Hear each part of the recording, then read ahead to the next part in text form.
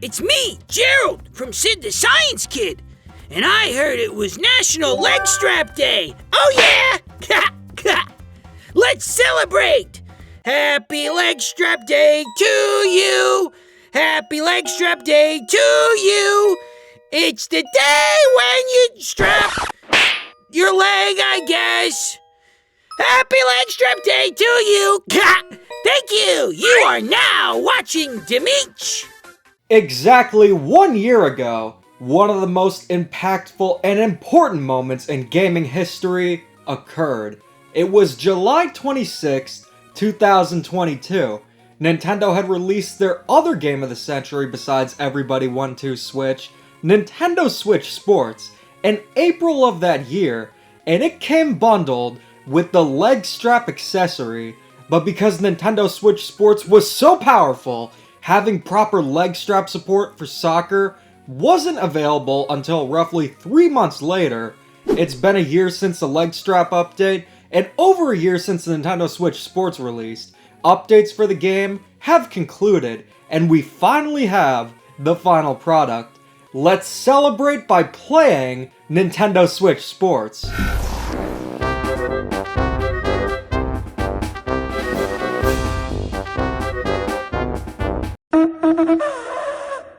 Yeah, let's agree never to do that again. Over a year later, and Nintendo Switch Sports still reeks, and I'm still tasting the sodium chloride from that game. That's what I said, sodium chloride. But here's the thing, we're not celebrating National Switch Sports Day, we're celebrating National Leg Strap Day.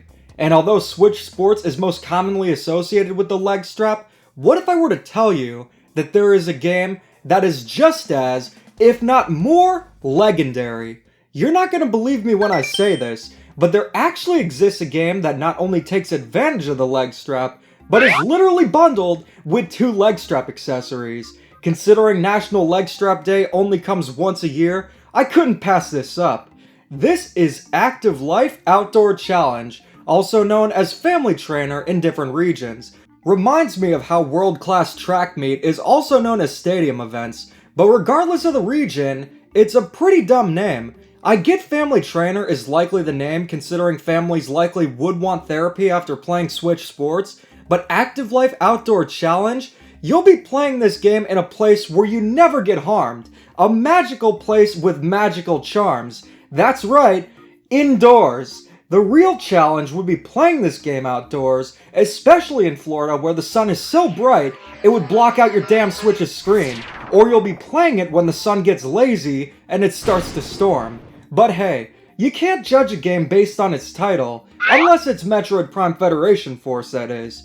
Because at the end of the day, this is a game that is proudly bundled with 2 leg straps, and that's how I ended up with 3 of them. Starting up the game, you're greeted to a rather lengthy tutorial on how to use the leg strap with no way to skip it. I get having a tutorial, but this is a bit much. Even Switch Sports didn't feel the need to start off with a tutorial video. Yet again, that game didn't feel like having golf until November. You're then put into the tutorial stage, and within 5 minutes or so, you get into the game itself. What Active Life Outdoor Challenge is a compilation of fitness minigames similar to that of Wii Fit or even Wii Sports. Originally, Active Life Outdoor Challenge was released on the Wii back in 2008, and took advantage of a power pad accessory you'd plug into the Wii's GameCube port. And speaking of ports, this is actually an enhanced port of the Wii game. This is my first experience with the game, but I will say this, it's pretty convenient just using the Joy-Cons and the leg strap. I don't have the space for any more balance boards or power pads. I already have 2 for Wii Fit and DDR Mario Mix. Active Life Outdoor Challenge requires a leg strap for most of its games, and it's why I'm covering the game to begin with. The primary actions you'll perform with the leg strap are running, jumping, and hurtling, very similar to that of Wii Fit, but the thing with motion controls is that they need to be accurate and responsive, and I'm happy to say that for the most part, Active Life Outdoor Challenge does deliver, but before getting into the games, there's something actually really cool. This game does have its own generic avatar characters, who funnily enough look like our good old pal Diego. They don't look like me, they just resemble me. but you can actually use Miis. The presentation of the game isn't that of a Mii game, and they have a distinct cel-shaded look to them, and they have normal body proportions including actual arms and hands, but it's pretty nice being able to use them, as they're by far my favorite Avatar characters. Outside of Aang and Korra, you get what I mean. It's not every day you find a game that you primarily control with your leg, but the question is, would you actually want to? The selection of games in Active Life Outdoor Challenge are mostly themed around outdoor activities, hence the name. You'll be running a marathon, jumping over logs, as well as having a few more extreme activities, such as kayaking in a turbulent river, and even riding a minecart. There's a good amount of quantity, but is there quality? How should I know? I took a break from Pikmin 4 to celebrate a holiday dedicated to the leg strap accessory. Obviously, this guy knows what he's talking about. The games in Active Life Outdoor Challenge are for the most part pretty solid. Some of them consist of just basic running and jumping like Sprint Challenge, Log Leaper, and Jump Rope. Some take advantage of both actions like Timber Trail, but just because the actions are simplistic, it doesn't mean the games aren't fun. It's similar to how tennis is in Wii Sports. The concept itself for a game is basic, but actually playing it can be quite engaging. The way you play almost all the games are with the leg strap attached to your left leg and holding the right Joy-Con sideways, and for the most part, the controls are quite responsive. You run by jogging in place, and your speed in the game will reflect how fast you run in the game. And to jump, you actually need to jump, but for hurdling, you just lift up your leg. Each game will have a different control scheme, and I will admit, sometimes I got confused as to which games use hurdling instead of jumping, but once I figured everything out, everything was smooth sailing. The games in Active Life Outdoor Challenge can be categorized in the following categories: endurance games, and those with a definitive end. Games like Jump Rope and Log Leaper are about getting a high score, and end when you mess up. And no, in Jump Rope, you don't get a power moon for making 30 or 100 jumps, but your score is ranked on a scale of E to S, so there is a feeling of progression, and it's not just a mindless loop. But the best games in Active Life Outdoor Challenge are the ones that are level-based. There's quite the variety when it comes to games, but some of the standouts for me were Speed Roller, Mountain Border, and Minecart Adventure. Speed Roller and Mountain Border are similar in the sense where they're about skating. Speed Roller is more focused on the running aspect, while Mountain Border is more about jumping and performing tricks. But they're actually a lot of fun to play, and are surprisingly engaging. Mountain Border specifically has sections where you'll need to crouch under a platform, in addition to having the platforms you jump on, and even though Speed Roller is primarily focused on running, it does include sections where you'll need to jump as well. Minecart Adventure, on the other hand, is quite different, where it's mostly focused on jumping and making turns. Initially, the controls threw me off. You lift your left leg to turn right, and your right leg to turn left. Whether or not it was intentional, I'm not sure, but it did throw me off. But I eventually got the hang of it, and when I did, it was pretty fun. Honestly, most of the minigames here are actually fun, but unfortunately, there are a few duds that are either too complex or don't have accurate motion controls. Stonehopper, Waterfall Climber, and Kayak Attack do not work well with the leg strap and right Joy-Con.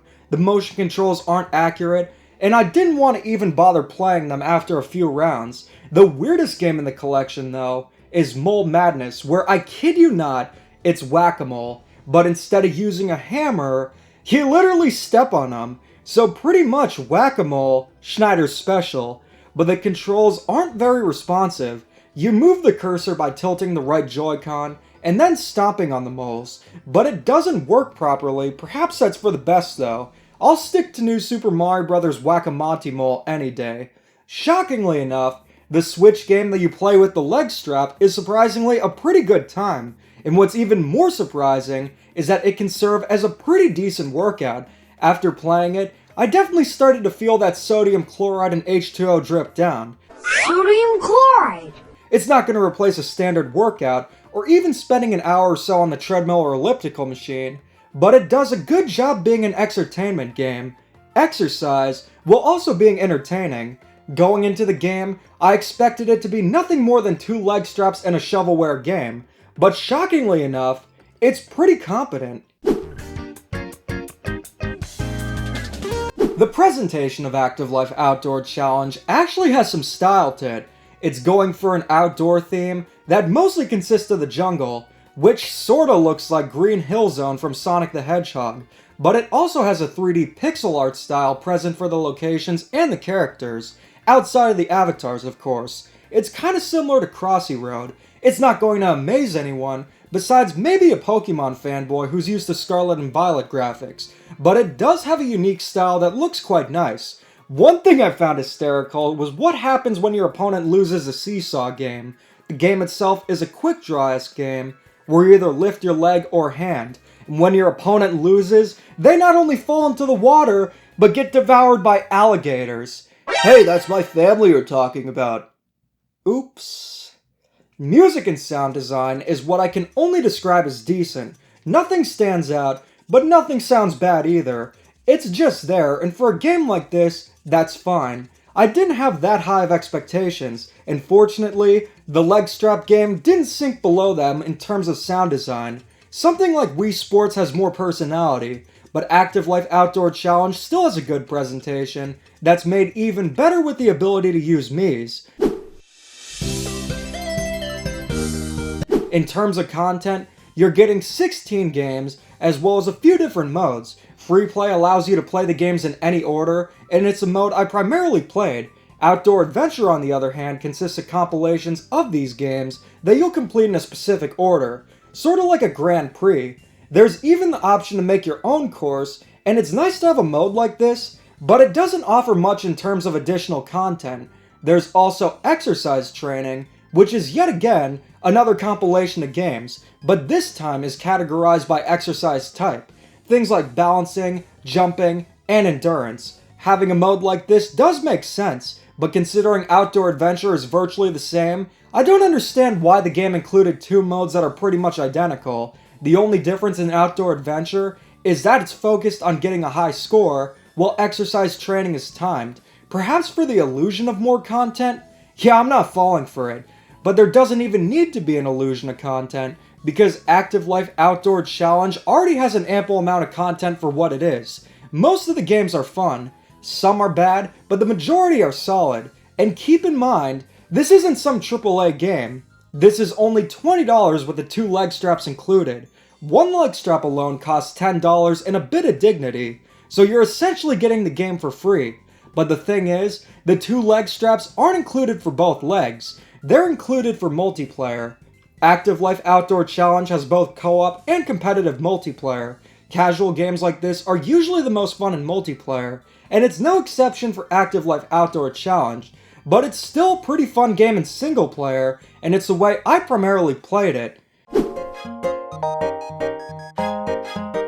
So far I've established Active Life Outdoor Challenge, aka the leg strap game, is surprisingly quite engaging. It has mostly fun games that are responsive, with a few exceptions, and the presentation and amount of content are satisfactory enough. So what's the verdict? Considering the context of this being the leg strap game, I initially just expected the game to be shovelware and a meme, but surprisingly, it's pretty good. Unfortunately, it's not the Wii Sports successor I've been clamoring for on the Switch, though it's definitely better than Switch Sports, but it's more of its own thing. It's more similar to Wii Fit, but if you want to have 2 leg straps and a fun way to exercise, I'm gonna recommend it. Active Life Outdoor Challenge is indeed a legendary game. It's not only better than I expected, but as its own game, it's quite solid. Happy National Leg Strap Day once again. Thank you for joining this legendary holiday, and it's finally time to cut the chatting and start the strapping! Yay!